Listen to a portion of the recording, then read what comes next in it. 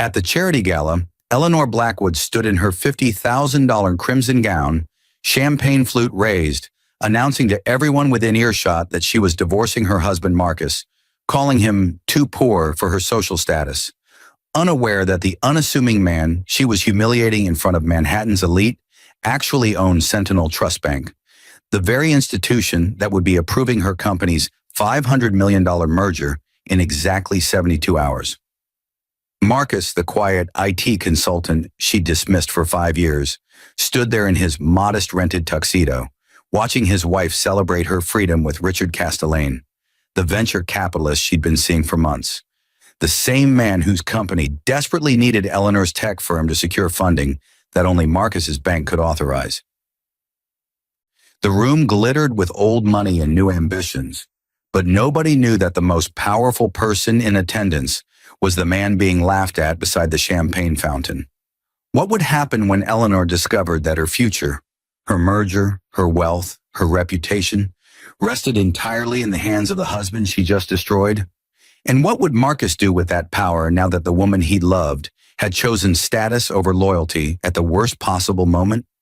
The crystal chandeliers of the Plaza Hotel's grand ballroom cast prismatic light across 500 of New York's most influential figures, each one worth more than most people would earn in 10 lifetimes. Marcus Chen stood near the terrace doors, his rental tuxedo feeling tighter around his chest with every passing minute, watching his wife work the room like she'd been born to it. Eleanor moved through clusters of venture capitalists and tech moguls with the grace of a woman who'd spent the last 3 years transforming herself from a scrappy startup founder into someone who belonged among Manhattan's elite. Her company, Luminary Technologies, had grown from a 3-person team working out of their Brooklyn apartment into a major player in cybersecurity, and Eleanor had grown right along with it, or rather, away from the man who'd supported her through every late night and failed pitch. Marcus remembered when they'd met at Columbia 7 years ago. He'd been a graduate student in finance. She'd been finishing her computer science degree, and they'd bonded over cheap ramen and shared dreams at a dingy bar near campus. Back then, Eleanor wore her hair in a simple ponytail, laughed without covering her mouth, and talked about changing the world through technology rather than conquering it through connections. He'd fallen in love with her ambition, her brilliance, her refusal to let anyone tell her what she couldn't achieve. They'd married small, 30 people in a courthouse, dinner at the Indian restaurant where they'd had their first date, and Marcus had been happy, deliriously, completely happy. That was before Luminary took off, before Eleanor started attending events like this, before she began introducing him as Marcus, he works in IT, with an apologetic smile that told everyone he wasn't quite at her level. He'd let her believe that because the truth was complicated. Marcus wasn't just an IT consultant. He was the principal owner of Sentinel Trust Bank, a position he'd inherited from his grandfather, along with the directive Marcus had taken seriously. Stay humble, stay hidden, understand the world from the ground up before you let power change you. For 5 years, he'd maintained his cover, working as a freelance IT consultant to understand how real businesses operated, how real people struggled with money and opportunity.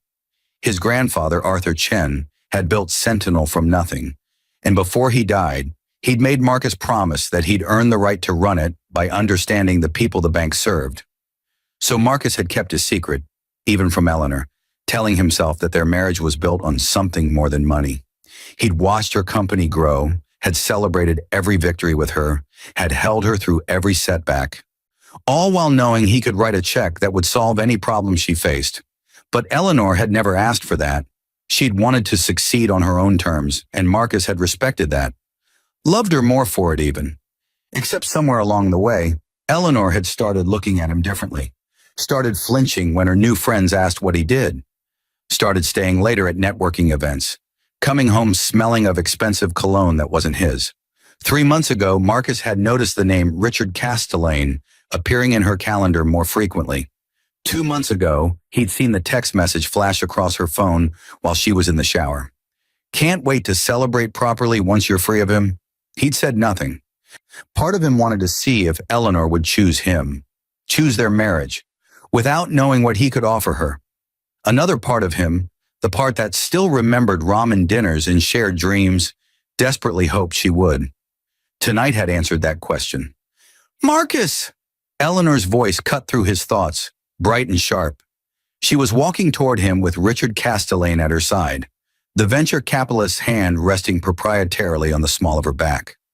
Richard was everything Marcus appeared not to be: tall, silver-haired, impeccably dressed in a custom Tom Ford tuxedo, wearing wealth like a second skin.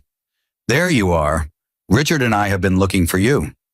Marcus straightened, meeting his wife's eyes. She was beautiful tonight, almost incandescent with champagne and confidence. But there was something cold in her gaze that made his chest ache. I've been right here. Right. Well, Eleanor exchanged a glance with Richard, something passing between them that felt rehearsed. Actually, I'm glad we found you. There's something we need to discuss, and I'd rather do it now. Get it out in the open. A small crowd had begun to gather, drawn by some instinct that sensed drama. Marcus recognized several faces. Patricia Westwood, the hedge fund manager Eleanor had been courting for investment. David Chang, CEO of a competing tech firm. Amanda Sterling, whose family owned half of Manhattan's commercial real estate. People who mattered in Eleanor's new world.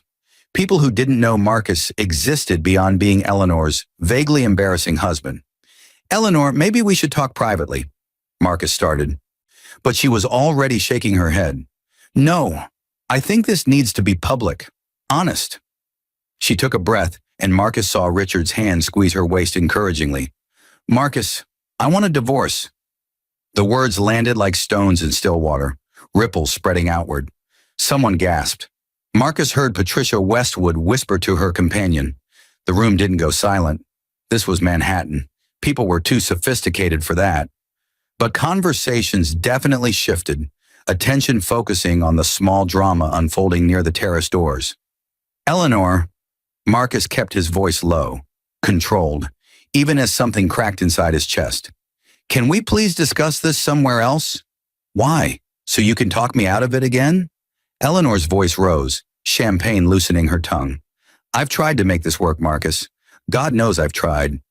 But I can't keep pretending that we're equals anymore. I can't keep introducing you to important people as my husband when you're just... She gestured vaguely at him, at his rental tuxedo, at everything he appeared to be. You're a freelance IT consultant, Marcus.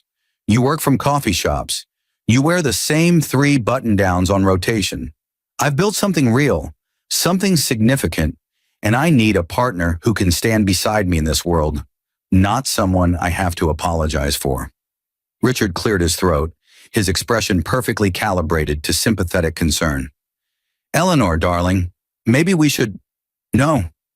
Eleanor cut him off, riding the wave of her own conviction. Marcus deserves honesty. I've been seeing Richard for 4 months. He understands my world, my ambitions. He's what I need now. And you, she looked at Marcus with something that might have been pity or might have been contempt. You're too poor for my social status. I'm sorry if that sounds harsh, but it's true. I need someone who belongs at events like this, who doesn't look uncomfortable in a tuxedo, who doesn't have to check his bank account before buying wine. The crowd around them had grown. Marcus could feel their eyes, their judgment, their barely concealed delight at watching someone else's humiliation. This was entertainment for them, a story they'd tell at brunch tomorrow, but Marcus wasn't looking at them. He was looking at Eleanor, at the woman he'd loved for 7 years, trying to find some trace of the person she'd been when they'd shared dreams over cheap ramen. She was gone. Whoever this was, this polished, ambitious woman declaring him insufficient in front of Manhattan's elite, she was someone new, someone who'd chosen status over loyalty, wealth over love, perception over truth. I see, Marcus said quietly. His mind was working rapidly, pieces falling into place. Richard Castellane, Castellane Ventures, the firm that had been advising Eleanor on her company's expansion, that had been pushing her toward the $500 million merger with Titanium Corp. The merger that needed financing, substantial financing, from a major bank. The merger whose approval would come through Sentinel Trust Bank, where Marcus would review the final terms in exactly 72 hours, not as Marcus Chen, the IT consultant, but as Marcus Chen, principal owner and chairman of the board. Eleanor didn't know. Richard didn't know. Nobody in this room knew that the man being humiliated beside the champagne fountain controlled the very institution that held Eleanor's future in its hands. "You'll have divorce papers by Monday," Eleanor continued, her voice softening slightly, as if kindness now would erase the cruelty of public rejection. "I'll be fair about assets. The apartment can be yours. It's not like I'll need it once Richard and I are together. My lawyer will handle everything cleanly." "How generous," Marcus said, and he saw Eleanor flinch slightly at his tone. "Good. Let her feel something, even if it was just discomfort." "Don't be like that." Eleanor's jaw tightened. "You knew this was coming. We haven't been happy for over a year." "I was happy," Marcus said simply, "but I suppose that doesn't matter now." Richard stepped forward, placing himself slightly between Marcus and Eleanor in a gesture of protection that would have been laughable if it wasn't so insulting. "Look, man, no hard feelings. Eleanor and I, what we have is something special. She needs someone who can match her ambitions, and you seem like a decent guy, but you're just not—" "Not what?" Marcus interrupted, his voice still quiet but carrying an edge now. "Not rich enough, not connected enough, not good enough for the world Eleanor's built?" "Exactly," Richard said, apparently missing the danger in Marcus's tone. "Nothing personal, just reality.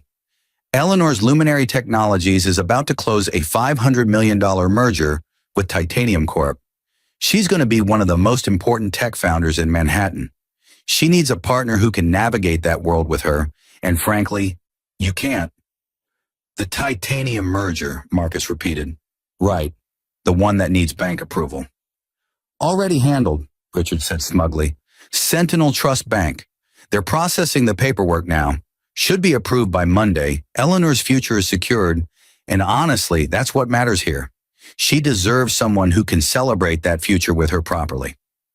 Marcus looked at Eleanor, who was watching him with something that might have been guilt but probably wasn't. "You're certain this is what you want? There's no going back from this?" "I'm certain," Eleanor said firmly. "I should have done this months ago. I didn't want to hurt you. But Richard's right. My life is moving forward, and I need to move forward with someone who belongs in it." The crowd around them had grown even larger. Marcus could hear whispers, C phones being surreptitiously angled to capture the moment. By tomorrow morning, this would be all over Manhattan's social media, another story of a woman who'd outgrown her husband. Eleanor would be the protagonist, sympathetic and ambitious. Marcus would be the footnote, the man who wasn't enough. Let them think that.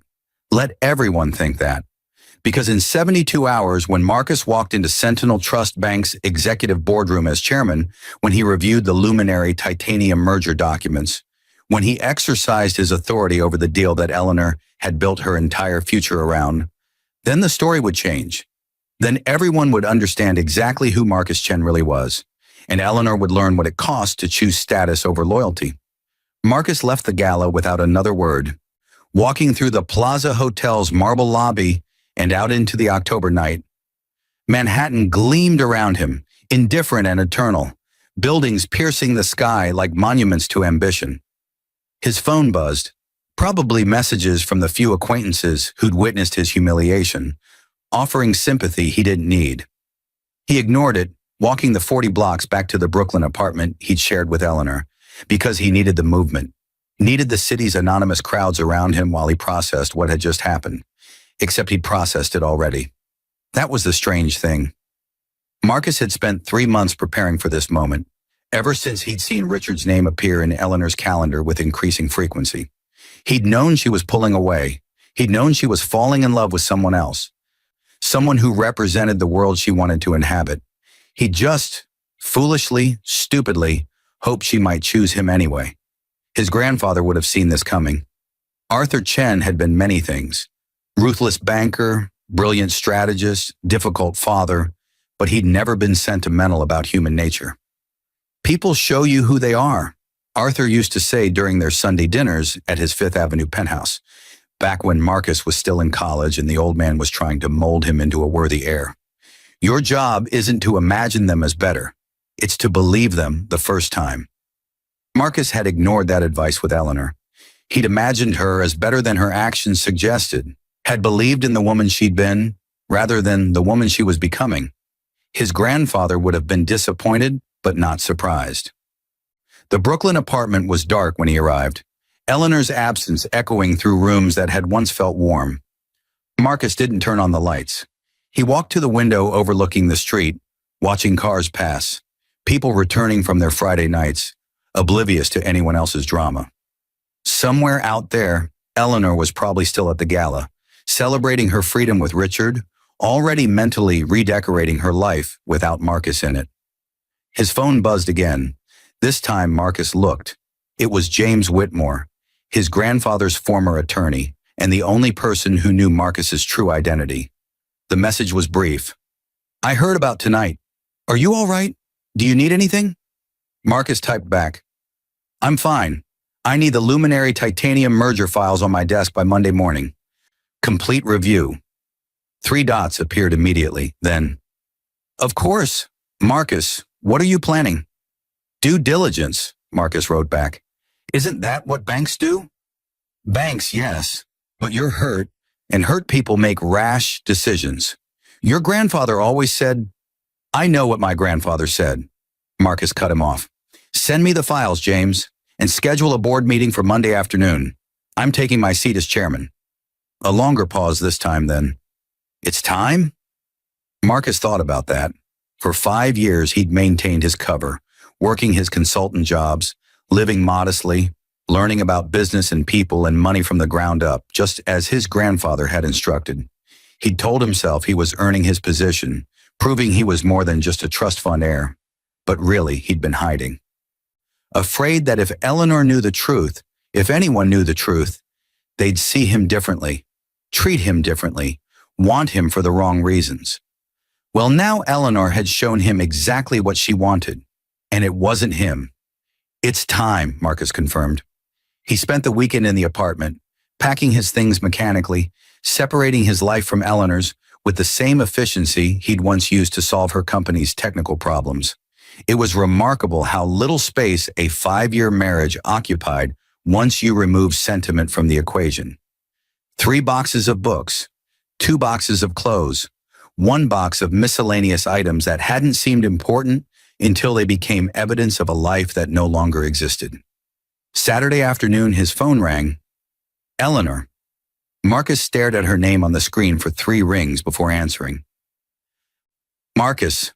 Her voice sounded different, smaller, less certain than it had been at the gala. "I wanted to check on you. Make sure you're okay." "I'm fine. Are you at the apartment?" "Packing. I'll be out by Sunday evening." A pause. "You don't have to leave so quickly. We can work out a reasonable timeline." "I'd rather leave now." Marcus kept his voice neutral, professional. "Cleaner this way." "Okay." Another pause. "Marcus, about last night, the way I said things, I could have been kinder." "Could you have?" Marcus asked. "Or was that exactly how you needed to say it?" He heard her inhale sharply. "What's that supposed to mean?" "You needed an audience, Eleanor. You needed witnesses who could confirm that you'd moved on, that Marcus Chen, the IT consultant, wasn't good enough for Eleanor Blackwood, tech founder extraordinaire. If you told me privately, you'd always wonder if you'd made the right choice. This way, you burned the bridge publicly. No going back. That's not—" She stopped. "You're right. God, you're right. I'm sorry." "Don't apologize for being honest." Marcus looked around the apartment, at the life he was leaving behind. "You told me the truth at that gala. You think I'm too poor for your social status. You need someone who belongs in your world. I appreciate the clarity." "Marcus, please don't hate me." "I don't hate you." It was true. Marcus felt many things: betrayal, anger, disappointment, but hate wasn't among them. Hate required energy he didn't want to spend on Eleanor anymore. "I understand you. Maybe for the first time, I actually understand you completely." "What will you do?" Eleanor asked quietly. "Where will you go?" "I'll figure it out." Marcus allowed himself a small, bitter smile she couldn't see. "Don't worry about me, Eleanor. Focus on your merger, your future. That's what matters to you." "The merger?" Eleanor's voice brightened slightly, relief evident that they could shift to safer ground. Yes, Richard says it should be approved Monday. Then we'll be announcing Tuesday. It's going to change everything. I'm sure it will, Marcus agreed. Congratulations. They talked for a few more minutes, Eleanor filling the silence with details about her new apartment in Tribeca, her plans for expanding Luminary, the magazine interview she'd scheduled for next month. Marcus listened, offering appropriate responses, while mentally reviewing everything he knew about the Luminary Titanium merger. By the time he hung up, he had a clear picture of exactly what Eleanor expected to happen Monday. She was going to be very surprised. Sunday evening, Marcus moved his 3 boxes into a hotel suite in Midtown. Nothing fancy. He'd saved the Fifth Avenue penthouse his grandfather had left him for later, when his new life was more established. For now, he needed space to think, to plan, to prepare for Monday's transformation from Marcus Chen, the IT consultant, to Marcus Chen, chairman of Sentinel Trust Bank. James delivered the merger files personally, arriving at Marcus's hotel room at 8 p.m. with a leather briefcase and an expression of deep concern. You look terrible, James said, setting the briefcase on the desk. Have you slept? I'll sleep when this is done. Marcus opened the briefcase, pulling out the first file. Walk me through it. For the next 3 hours, James explained the Luminary Titanium merger in excruciating detail. Luminary Technologies would be acquiring Titanium Corp's infrastructure division for $500 million, financed through a combination of Luminary's cash reserves, Titanium's assumed debt, and a $300 million loan from Sentinel Trust Bank. The merger would make Eleanor one of the most powerful tech founders in Manhattan, exactly as Richard had promised. Her company would triple in size overnight, positioning her for either an IPO or an even larger acquisition within 2 years. It was a good deal. Actually, it was an excellent deal, the kind that would normally receive Marcus's approval without hesitation. But Marcus wasn't feeling normal. The loan terms, he said, studying the paperwork. Who negotiated them? Richard Castellane's team, James replied. They've been working with our commercial lending department. Standard terms for this type of acquisition: 5-year maturity, quarterly payments, covenants tied to revenue benchmarks. And if those benchmarks aren't met, James hesitated, then Sentinel has the right to call the loan. Standard provision. But not standard enforcement, Marcus said slowly. Banks typically work with borrowers who miss benchmarks, renegotiate terms, extend timelines. Yes, but James stopped, understanding dawning in his eyes. Marcus, you can't be serious. Walk me through the worst case, Marcus said. Hypothetically, if Sentinel were to enforce the covenant strictly, what happens? James took off his glasses, rubbing his eyes. If Luminary misses revenue benchmarks, which they might, given how aggressive their projections are, and Sentinel calls the loan rather than renegotiating, Eleanor would need to find $300 million in cash immediately. She can't. The acquisition terms require that cash to stay in the combined company for operational needs. She'd be forced to either sell assets at fire sale prices or find a white knight investor willing to bail her out at predatory terms. Worst case? Worst case, Eleanor loses control of her own company. Maybe loses the company entirely if she can't make the numbers work. James leaned forward. Marcus, your grandfather built Sentinel's reputation on being a fair lender, on working with borrowers in good faith. If I what? Marcus interrupted. If I enforce the terms Eleanor agreed to? If I hold her accountable for the deal she signed? How is that unfair?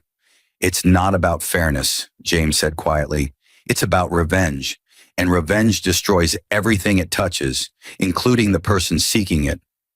Marcus was quiet for a long moment, staring at the merger documents spread across the desk. James was right. His grandfather had built Sentinel on integrity, on being the bank that worked with borrowers rather than against them. Arthur Chen had been ruthless in business, yes, but he'd never been vindictive. Never let personal grievances influence professional decisions. But Arthur Chen had never been publicly humiliated by someone he loved. Schedule the board meeting for Monday at 2 p.m., Marcus finally said. I'll make my decision then. James gathered the files reluctantly. For what it's worth, Marcus, Eleanor made her choice without knowing who you really are. She chose to leave based on what she thought she knew. That's different from choosing to hurt you deliberately. Is it? Marcus asked. She told me I was too poor for her social status, James. She told me I didn't belong in her world. Whether or not she knew about Sentinel doesn't change the fact that she values money and status over the person I actually am. Maybe, James conceded, but ask yourself this. Are you planning to approve or reject this merger based on its financial merits or based on your feelings about Eleanor? Because if it's the latter, you're letting her control you just as much as you're trying to control her. After James left, Marcus stood at the hotel window, looking out at Manhattan's infinite lights. Somewhere in that sprawl of ambition and concrete, Eleanor was probably sleeping peacefully, dreaming of her merger, her expansion, her future with Richard. She thought her biggest challenge was behind her. She thought the hard part was leaving Marcus. She had no idea what Monday would bring. Marcus pulled out his phone, scrolling to his grandfather's last message, sent 2 hours before Arthur Chen died from a heart attack 5 years ago. The bank is yours when you're ready. Don't rush. Learn first. But when you finally take your place, remember, power isn't about having it. It's about knowing when to use it. Marcus had learned. For 5 years, he'd learned how business worked, how people worked, how money and power flowed through the city's veins. He'd learned patience, humility, perspective. Now it was time to decide if he'd also learned wisdom. Monday morning arrived gray and cold, November asserting itself over October's last gasp. Marcus woke at 5 a.m., showered, and put on one of the custom suits he kept in storage. Briony, charcoal gray, worth more than a month's rent on the Brooklyn apartment. He looked at himself in the mirror and barely recognized the person staring back. Not Marcus Chen, the IT consultant. Someone else. Someone harder. Sentinel Trust Bank occupied floors 30 through 40 of a steel and glass tower in Midtown, the kind of building designed to intimidate through sheer vertical presence. Marcus hadn't been inside since his grandfather's funeral, had deliberately avoided the place while maintaining his cover. Now walking through the lobby at 7 a.m., he felt the weight of inheritance settle on his shoulders. Mr. Chen, the security guard, Mike, according to his nameplate, stood immediately. Sir, we weren't expecting, welcome. Welcome back. Thank you, Mike. Marcus paused. You were here in my grandfather's time? 15 years, Mike said proudly. Mr. Arthur Chen hired me himself, gave me a chance when no one else would. His voice softened.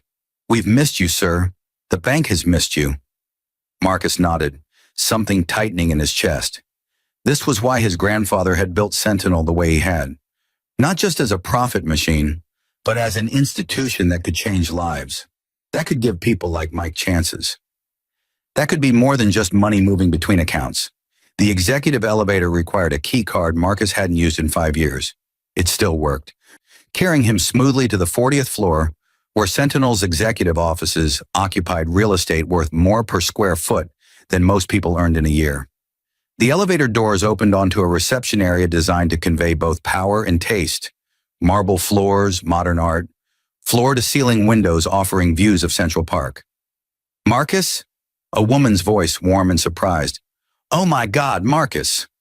Sarah Kim, his grandfather's executive assistant and the person who'd actually run Sentinel's day-to-day operations, while Arthur Chen made strategic decisions, crossed the reception area quickly. She was in her 50s, elegant and competent, and she'd sent Marcus a check-in email every month for 5 years, updating him on the bank's operations without ever pressuring him to take his place. Sarah? Marcus found himself smiling genuinely for the first time since the gala. It's good to see you. Good to see you. She hugged him quickly, professionally. Marcus, it's been 5 years. We were beginning to think you'd never come back. I needed time. I know. Sarah studied his face, and Marcus saw understanding there. But you're here now. Does this mean... I'm taking my seat as chairman, Marcus confirmed. I'm calling a board meeting for 2 p.m. I need you to notify the directors. Sarah's expression shifted, professional now. Of course, anything specific on the agenda? The Luminary Technologies merger. I want a full review. Something flickered in Sarah's eyes. Surprise, maybe concern. But she simply nodded. I'll have the files in the boardroom by noon. Marcus, if you don't mind my asking, is everything all right? You seem... I'm fine, Marcus said, the lie smooth now. Just time to step into the role I should have taken years ago. He spent the morning in his grandfather's office, his office now, reacquainting himself with the bank's operations.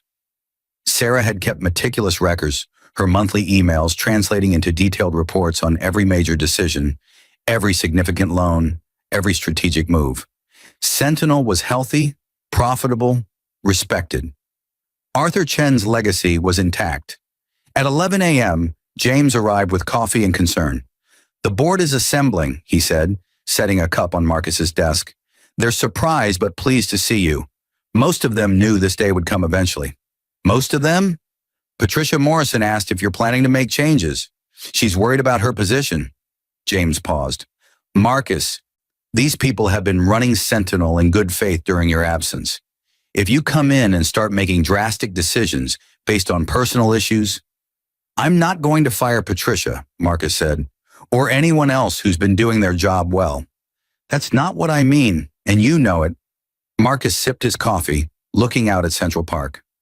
The Luminary merger, from a purely financial perspective, how does it look? James sighed. Solid. Luminary's fundamentals are strong. Eleanor's built a good company with real revenue and real prospects. The merger makes strategic sense. Yes, there's risk in the revenue projections, but it's manageable risk. If you asked me to approve this loan without knowing anything about Eleanor or Richard, I'd say yes without hesitation. And knowing what I know? That's the question, isn't it? James set down his own coffee. Marcus, I know you're hurting, but you need to decide right now whether you're Marcus Chen the banker or Marcus Chen the wounded husband, because you can't be both in that boardroom.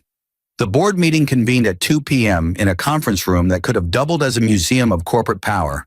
Mahogany table, leather chairs, abstract art that probably cost more than most people's homes. 10 directors assembled, all of them accomplished professionals who'd known his grandfather, who'd worked with Arthur Chen to build Sentinel into what it was.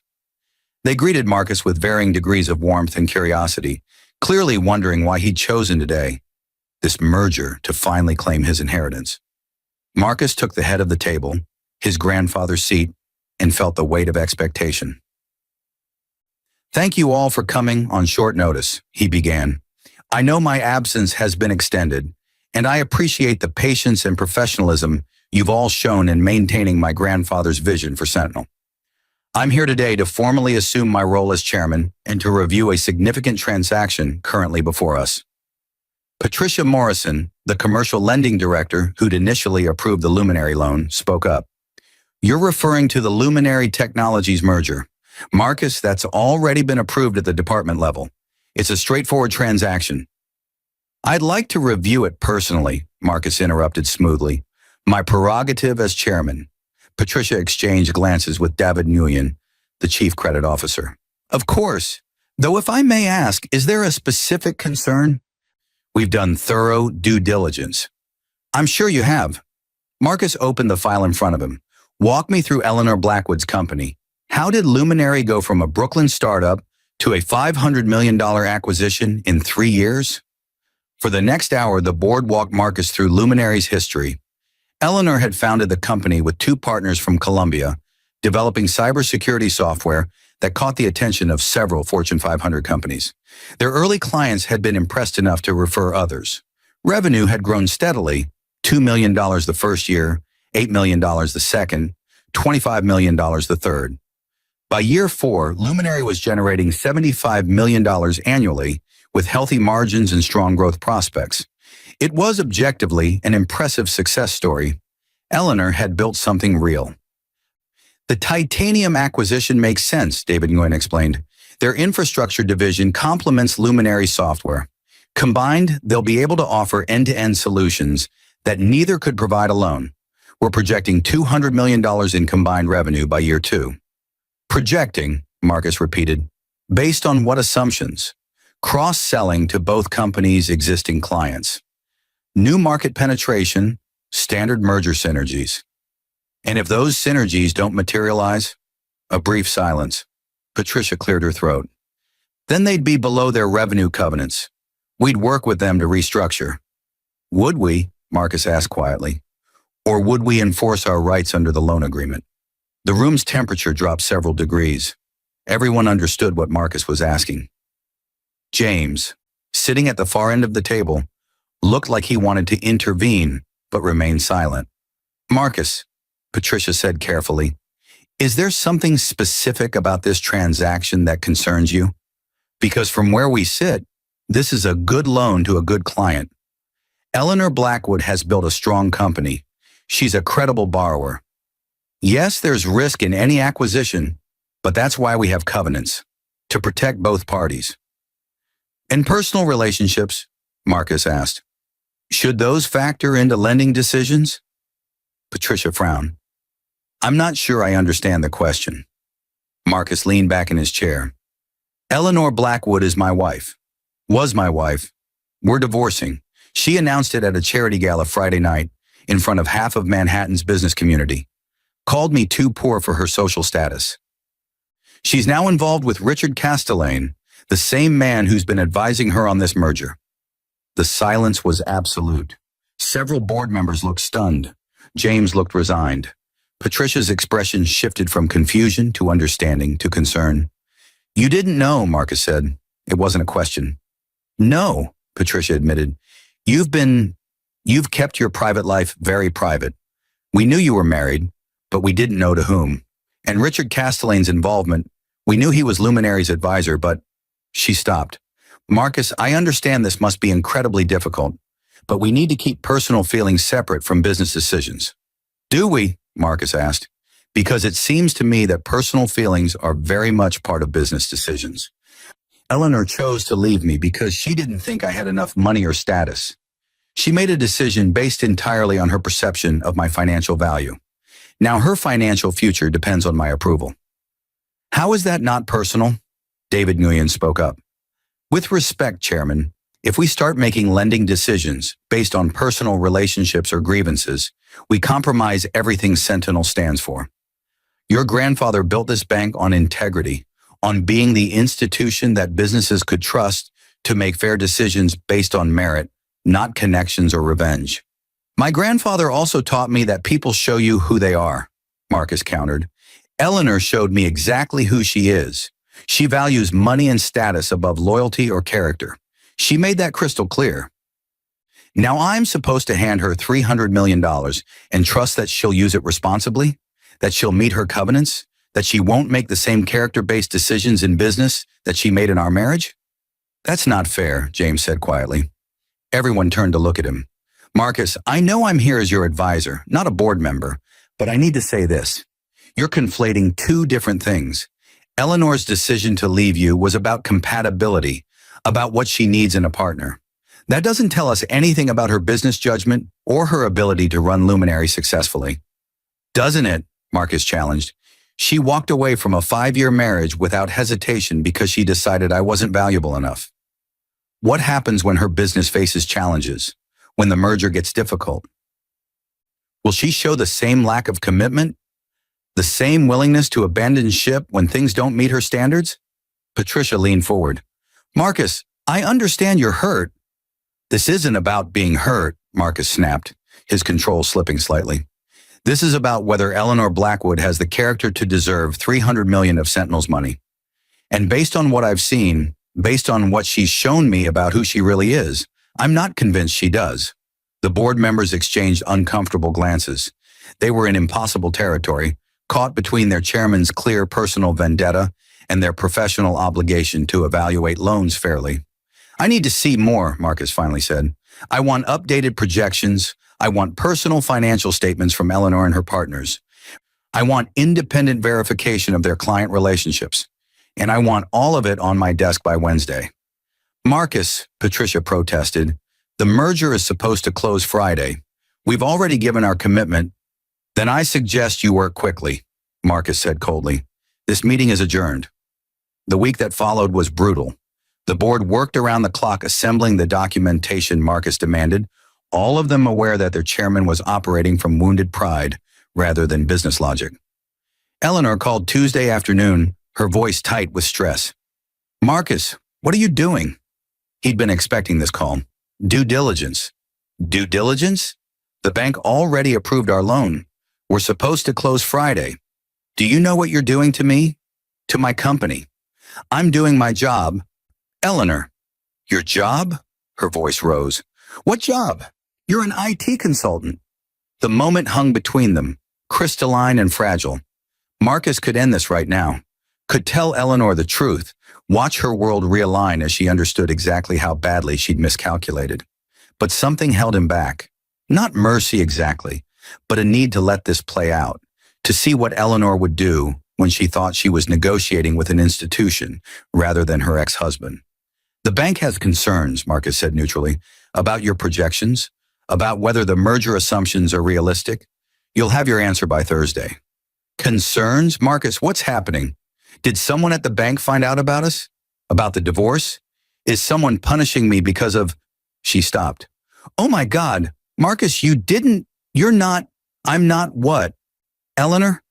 You're not sabotaging my deal because you're angry at me? Her voice had gone quiet, almost frightened. Marcus, please. Whatever I did, whatever I said at the gala, this is my company. This is years of work. Don't destroy it because you're hurt. Marcus looked out his office window at Central Park, at the city spreading beyond it. I would never sabotage a good deal, Eleanor. If your merger is as solid as you believe, you have nothing to worry about. But if it's not, if the bank rejects us, Eleanor's breath caught. Marcus, I've burned other bridges. Richard convinced me that Sentinel was a sure thing, that we didn't need backup financing. If this falls through, I'll have to restart the whole process. It could take months. The titanium deal will collapse. My investors will lose confidence. Everything I've built. Then I suggest you pray your numbers are as good as you claim they were, Marcus said and hung up. He felt sick immediately after. James had been right. This wasn't banking. It was revenge wearing banking's clothes. His grandfather would have been ashamed. Wednesday afternoon, Sarah knocked on his door with unusual hesitation. Marcus, there's someone here to see you. She doesn't have an appointment, but she says it's urgent. Who? Eleanor Blackwood. Marcus's hand tightened on his pen. Send her in. Eleanor entered his office, and for a moment, Marcus forgot to breathe. She looked exhausted, dark circles under her eyes, hair pulled back in a hasty ponytail, wearing jeans and a sweater instead of her usual power wardrobe. She looked for the first time in 3 years like the woman he'd married. Eleanor. She stopped inside the door, looking around the office with visible confusion. Marcus, I don't understand. Why are we meeting here? This is Sentinel Trust Bank's executive floor. I asked for you at reception, and they sent me up to the chairman's office, but understanding hit her like a physical blow. Marcus watched her face cycle through confusion, realization, shock, disbelief. No, she whispered. No, this isn't. You can't be chairman of Sentinel Trust Bank, Marcus confirmed quietly. Principal owner. I inherited the position from my grandfather 5 years ago. Right before we got married, actually. Eleanor sat down abruptly in one of the visitor chairs, her face pale. All this time, you weren't an IT consultant? I am, but I'm also Arthur Chen's grandson and heir. I've spent 5 years learning the business from the ground up before taking my place, just as he instructed.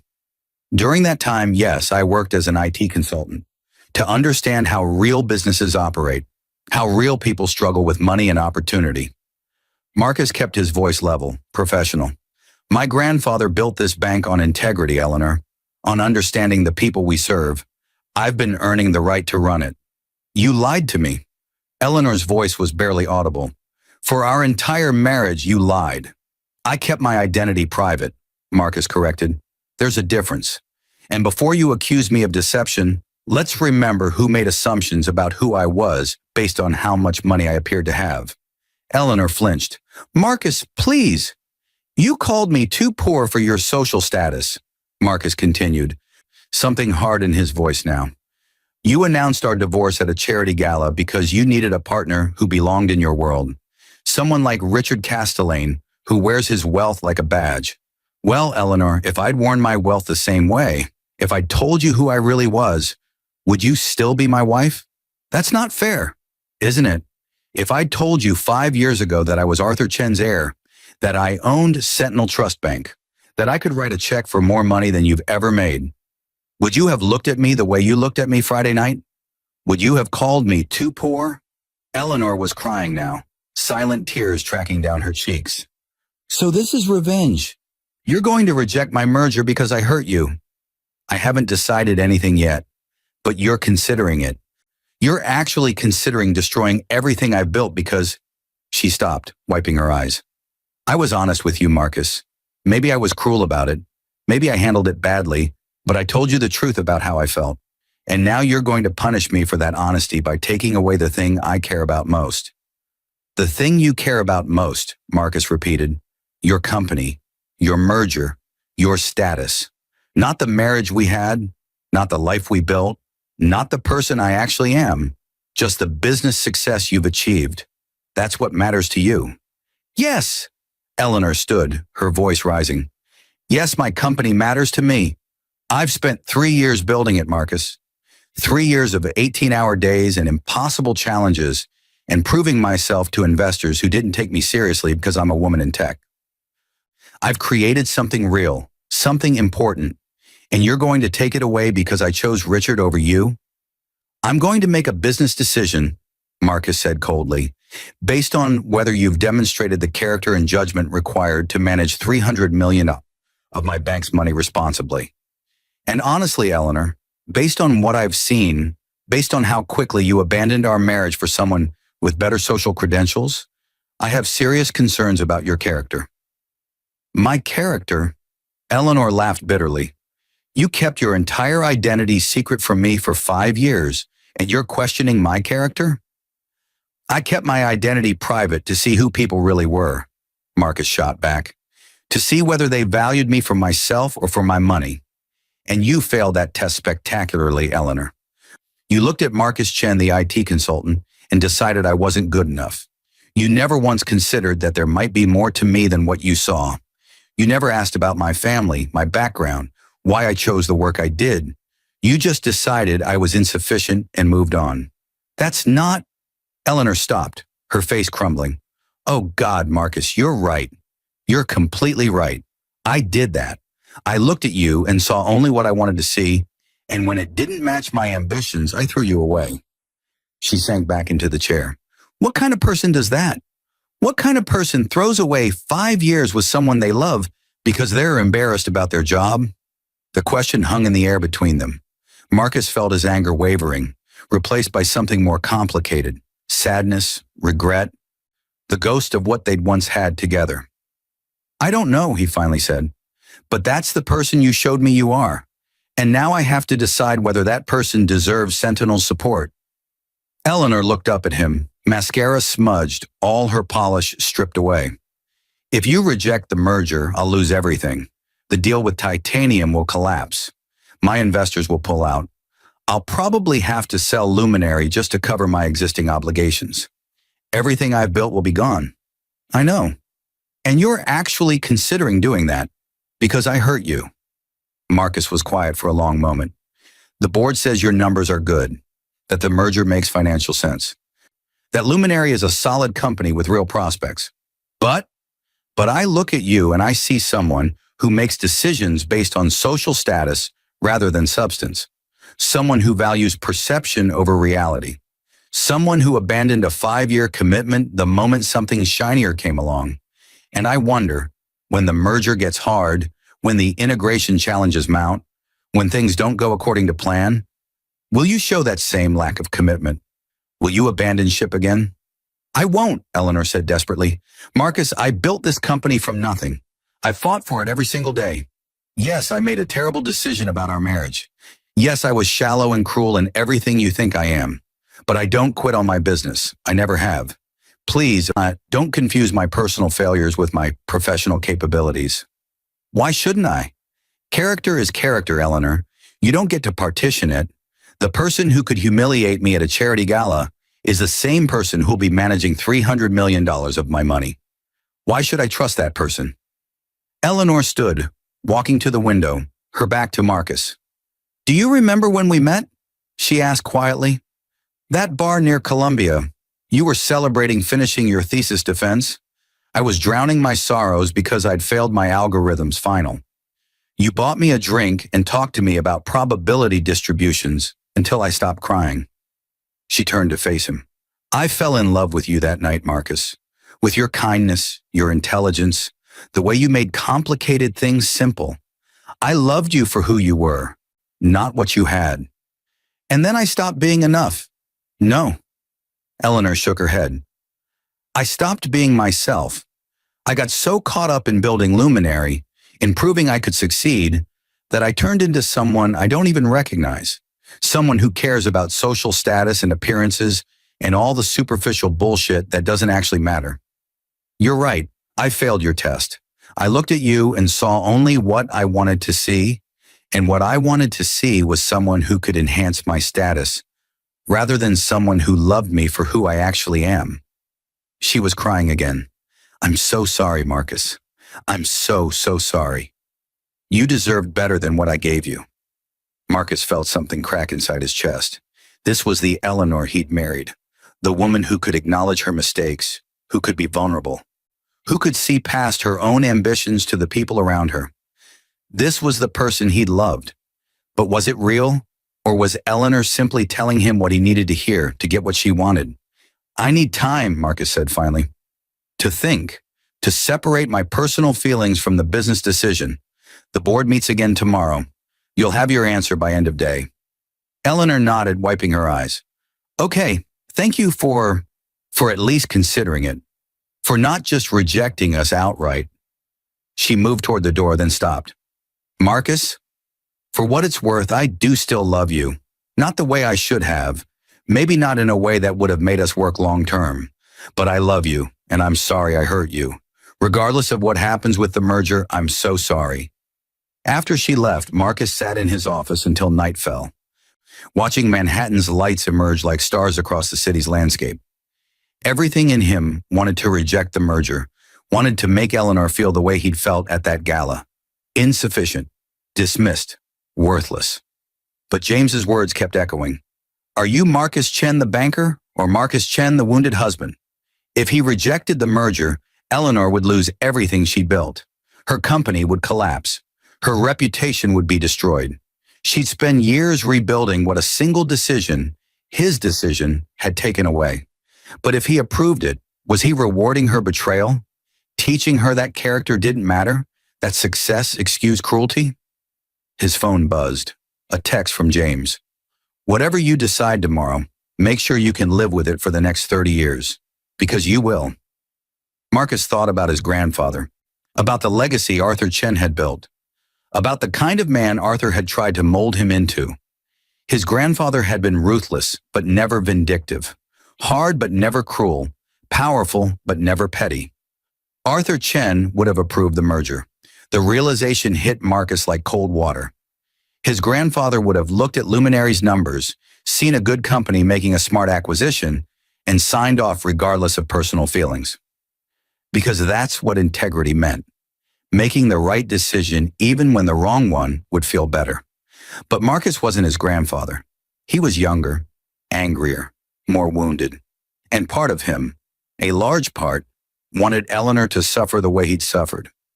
Thursday morning, Marcus called an emergency board meeting. The directors assembled quickly, all of them clearly anxious about which version of their chairman would appear, the professional banker or the wounded husband. Marcus took his seat at the head of the table, the Luminary file in front of him. I've reviewed the additional documentation, he began. Luminary's financials are solid. Their client relationships are real. The merger projections are aggressive but achievable. From a purely business perspective, this is a good loan. Relief rippled through the room. Patricia started to smile. However, Marcus continued, I have concerns about leadership character, about whether Eleanor Blackwood demonstrates the judgment and commitment necessary to navigate the challenges this merger will present. The relief evaporated. James closed his eyes. That said, Marcus went on slowly, I've realized that my concerns are based primarily on personal experience rather than professional observation. Eleanor has built a successful company over 3 years. She's met every commitment to her investors, her employees, her clients. Whatever decisions she's made in her personal life, her professional track record is strong. He paused, looking around the table at faces that were trying not to show their relief too obviously. My grandfather built Sentinel on the principle that we evaluate borrowers based on merit, not personal relationships. If I reject this merger because I'm angry at my ex-wife, I compromise everything he built. Everything this institution stands for. Marcus took a breath. Therefore, I'm approving the loan. Standard terms, standard covenants, standard administration. We'll work with Luminary if challenges arise, as we would with any good borrower. The board members visibly relaxed. Several smiled. James looked almost proud. But, Marcus added, and everyone tensed again, I want it clear that this approval is based solely on Luminary's business merits, not on personal history, not on relationships, not on anything except the numbers in the company's track record. Eleanor Blackwood will succeed or fail based on her own capabilities, not on any special treatment, positive or negative, from me. Understood, Patricia said, relief evident in her voice. Thank you, Marcus. This is the right decision. Was it? Marcus wasn't sure, but it was the decision he could live with, the decision his grandfather would have approved, the decision that let him look at himself in the mirror and see someone who'd chosen integrity over revenge. After the meeting, Marcus called Eleanor. It's approved, he said without preamble. Standard terms. Your closing is back on for Friday. Silence then. Marcus, thank you. Thank you so much. I don't know what to say. Say you'll prove I made the right decision. I will. Eleanor's voice was thick with emotion. I promise, Marcus, I'll make this work. I'll build something you can be proud of. Build something you can be proud of, Marcus corrected. This isn't about me anymore, Eleanor. This is about you proving to yourself what you're really capable of when you stop caring about status and start caring about substance. I will. A pause. Marcus, I know we're done. I know I destroyed what we had and there's no going back. But I want you to know that you're a better person than I am, a stronger person. I hope someday I can be half as good as you are. We'll see, Marcus said. Good luck with the merger, Eleanor. He hung up and sat in his office for a long time, feeling emptier than he'd expected. He'd done the right thing, made the ethical choice, lived up to his grandfather's standards. So why didn't he feel better? Because revenge, he realized, would have been easier. Hurting Eleanor would have been immediate, satisfying, finite. But integrity, choosing the harder right over the easier wrong, meant living with complexity, with ambiguity, with the knowledge that good decisions didn't always feel good. Friday evening, Sarah knocked on his door with a bottle of scotch and 2 glasses. I heard the Luminary merger closed successfully, she said, pouring them each a drink. I thought we should celebrate your first major decision as chairman. Is it worth celebrating? Marcus asked. I approved a loan to my ex-wife's company. How is that not a disaster? Because you approved it for the right reasons, Sarah said simply. Because you put the institution ahead of your personal feelings. Because you showed exactly the kind of integrity your grandfather prized. She raised her glass. To Arthur Chen's grandson, who proved he was worthy of the inheritance. They drank. Marcus felt the scotch burn down his throat, warming him from the inside. For what it's worth, Sarah added, I think you made Eleanor's victory a little hollow. She got what she wanted, but now she knows what she gave up to get it. That's a different kind of punishment. Having to live with your choices knowing you could have chosen better. Is that enough? Marcus asked. Is making her feel guilty enough for what she did? I don't know, Sarah admitted, but it's what you can live with. That has to count for something. Over the following weeks, Marcus settled into his role as chairman. He made decisions, built relationships, slowly transformed from the withdrawn heir who'd stayed hidden for 5 years into the visible leader Sentinel needed. He was good at it, he discovered. His time working from coffee shops, struggling with real business problems, understanding how money and opportunity intersected in people's actual lives. All of it had prepared him in ways that traditional banking education never could have. Eleanor's merger proceeded successfully. Luminary and Titanium integrated smoothly, reaching their first quarter revenue targets.